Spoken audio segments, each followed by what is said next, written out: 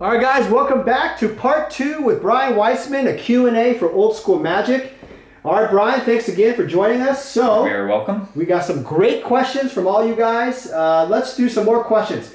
Jonas Twitchin, our friend from the UK, has asked, and by the way, he's moving to Seattle. Oh, really? So apparently, in Car Kingdom then. Yeah, he's a really nice guy.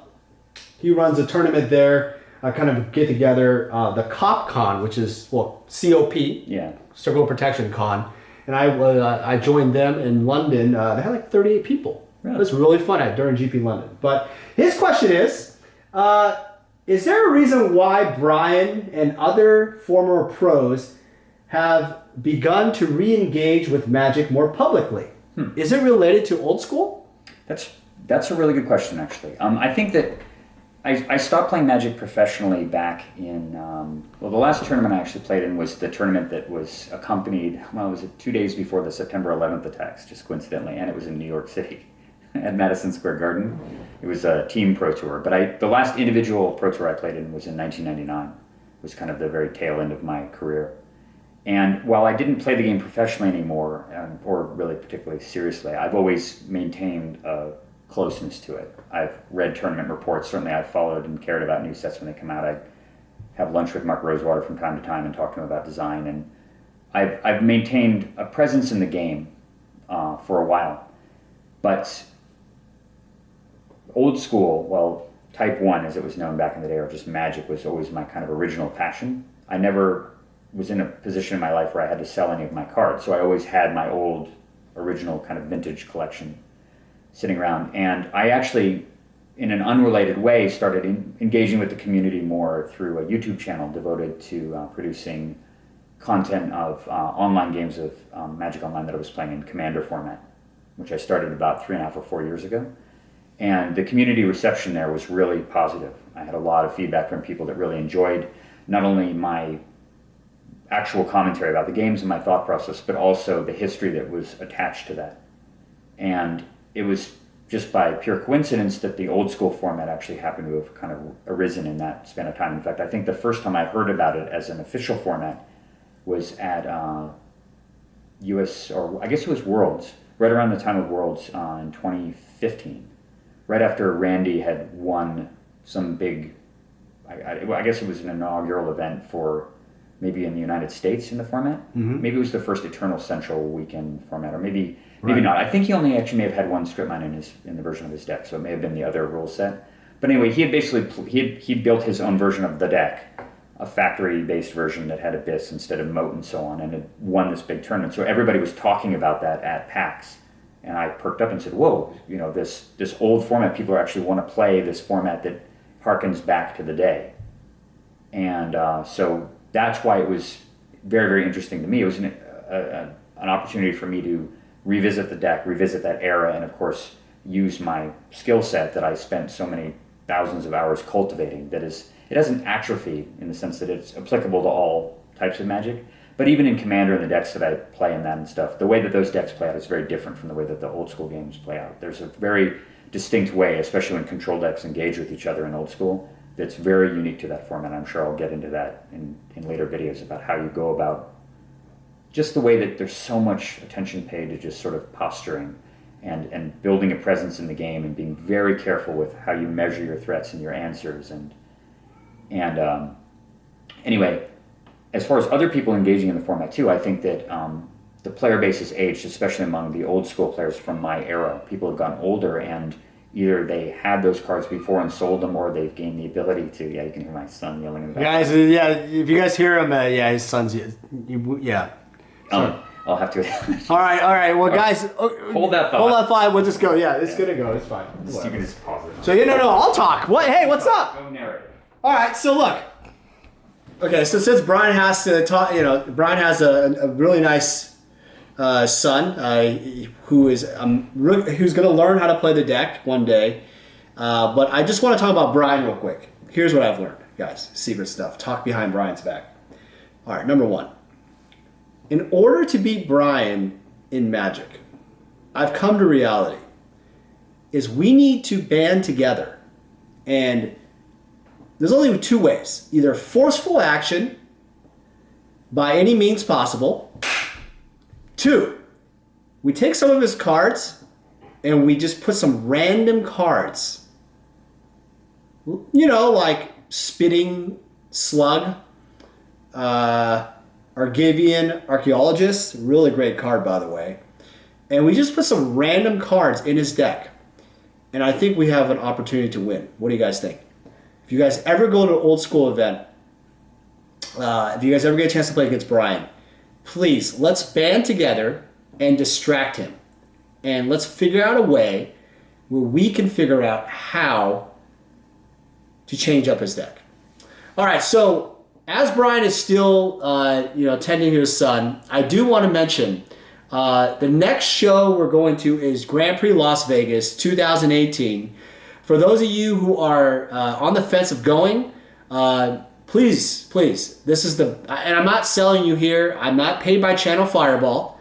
In fact, I'm paying Channel Fireball to vent. So I will be venting there, but I think if you guys have not been to a Magic Grand Prix, the best Grand Prix you'll ever have experience is Las Vegas.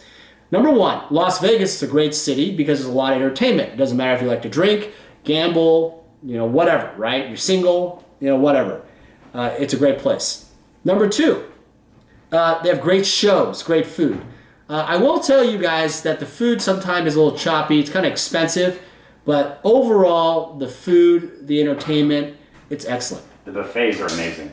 But Pure. Well, yeah, that was one of the questions. Brian, what do you like to eat in buffet? I mean, you got to keep his figure. Buffet. Is that really a question? Do you like buffet? Dude, I'm addicted hopelessly. Really? Yeah. Do you like it because of the affordability? Or just the selection. Selection, okay. Brian likes selection. See, the difference between Brian and I is Brian is a value-driven person.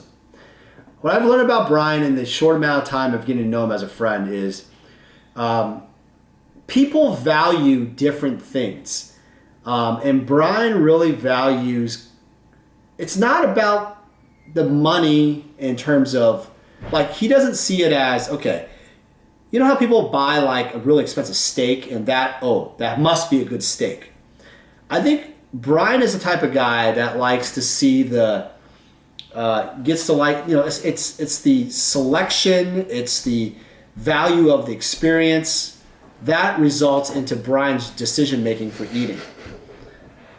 You think it's that calculated? I don't know if this video is even going to fly. All right, get over here. You guys want to hear about me. All right, guys. So, yeah, again, guys, we are back. Okay, so this question, so Brian, so Des is okay? Yeah. Survive. You got it? Yeah. He's good. So Des, he chose one of the top drinks, and he chose Cherry Coke. I mean, you got to go number one. All right, so back to the question. Jonas, we're going to finish this question up. Brian, you talked about, the question was, why are people, former pros, coming back to old school? You talked about 2015, Randy won a tournament. Question there is, did you have your deck just sitting around? Were you playing still old school? I didn't. Well, the truth of the matter is I had very recently traded off some pieces of it from the original configuration. These are cards I had owned for 23 years or 22 years or whatever at the time that I had held on my binder for ages. I had 2 Beta Scepters, I had a Beta Brain Geyser, I had my Serra Angels, the 2 Serra Angels, all that stuff just sitting in my binder for years. And of course, you look at Brain Geyser by today's standards and you go, when am I ever going to use this card? Am I going to use Disrupting Scepter again ever in a deck? And some guy at Card Kingdom out of the blue just came up to me and was going through my binder and saw these. And previously everybody had been ignoring them, but he was super interested in them. And so we wound up actually working out a deal, and I got a Mishra's Workshop and a few other things off of him, which at the time seemed like, man, I can't believe I'm trading away a Beta Brain Geyser and Beta For Scepters. a Mishra's Workshop? For a Workshop and a few other things. But in retrospect, of course, little did I know that he was obviously playing the old school format. I had a few random unlimited cards too that he wanted, unlimited rares and stuff that were good in old school. And so I traded him all this stuff. I figured I'm never going to need it again. Why would I ever need a Beta Disrupting Scepter ever again, right? If I ever needed the Scepter for some random thing, I'd just use a shitty, revised one or whatever, one of the 8 different reprints of it. And then it turns out... It dawned on you. It didn't dawn on me until later, but right. 6 months later I find out that there's this format that people have been playing in Europe that suddenly is massively growing in popularity. And I went on Card Kingdom's site and just typed in Disrupting Scepter, like, shit, I gotta go replace my beta scepters. They're completely sold out. They didn't have any, and I remember going on eBay trying to find them. I didn't know about you. And I certainly would have gone. 2015, 2016? Yeah, this is 2015. Wow. And so I tried to find beta Disrupting Scepter. I couldn't find them anywhere. They were just gone. Like someone had bought all of them. Oh my God. And the same thing for beta Jamity Tome as well. Unbelievable. So that kind of builds the question. So, by the way, guys, there's an awesome 12-article series on the Vintage Magic website. Steve Menendian, vintage player, interviewed Brian, and that kind of built. That was the second. It was the second article. It's a huge. Oh my God! It's like a chapter. It's long. Yeah. It is long. 30 pages long or something. It's huge. But it's a great read. If you guys have never read it, the link will be below. And Brian was interviewed. And that kind of built that relationship of, like, that's the first time actually I've heard your name. Really? That's the first time I ever heard your name. And surprisingly, you're right. It's like the old school just exploded like exponentially. Yeah, right around that time. It was crazy. It was just... You can obviously tell a format's ascension by the prices of the staples for it, right? You look at things like Black Border, Tomes and Scepters that went from, I think if you look at there's a chronology. Card Kingdom is actually very useful for that, or maybe it's MTG Stocks or something. One of these sites actually shows you a chronology of price. And you look, and the price of something like Beta Scepter was just flatlined for years. It was $20 or something, $15 to $20, just because it was a beta rare. Wow. And then all of a sudden in 2015 it goes, and now they're $400, $500 for a good condition one. And that's the same thing across the board for all the beta rares, which is clearly an indication of massive supply relative to demand. So you can really kind of trace the popularity of the format growing so much. All right, Jonas, great question. Great question, Jonas. How's it going? Thanks again. All right, next question. Brian. Yes. Rob Am, I don't know if that means Rob Amsterdam. Who is the best player, other than Daniel Chang, that you played against? I'm just kidding. Who is the best player? Come on, Brian. Who is the best player you have ever played against? That's number one. Yeah. And number two, if you could not play the deck, what other deck would you play in old school? Those are both excellent questions. In my estimation, the best player and the best person who's ever played Magic is John Finkel, hands down. I knew John actually when he was a very socially awkward 15 or 16-year-old. He was playing as a junior on the Pro Tour way back when it started in 1996. That was my first exposure to him. And despite the fact that and this is stuff that I read about anecdotally in his biography, which is called, I think, Johnny Magic and the Card Shark Kids. A very good book written by a guy named Ben Mesrich, I think. It talks a lot about John's sort of awkward childhood. And despite the fact that he was kind of bullied and beaten down as a kid when he was a teenager, and I saw firsthand actually how bullied he was by the kids that they were all kind of around his age that he had played with in New York, I guess maybe in New Jersey. And how they related to him. They were really abusive and mean to him, and they just did horrible shit. Despite the fact, though, in many cases, well, with kids like that, it really damages their self-esteem and stuff. And John was still super, super ambitious, super hungry to prove himself and to prove his intellect and his ability. And he actually came right out and challenged me, who I guess at the time he perceived that I was sort of the guy to beat when it came to Type 1. I remember the first time he and I played was at Pro Tour Atlanta in 1996 in Georgia. And John really wanted to play Type 1 against me, and I just see this big, pudgy, awkward kid. Who the hell is this guy? I'm sure I'm going to thrash him. He's just like a junior player.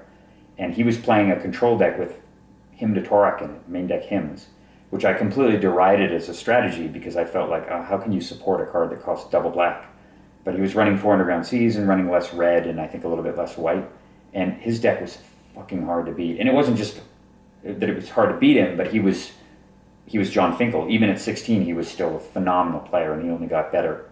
And I think that John really fundamentally understood the game on a different level from nearly everybody else.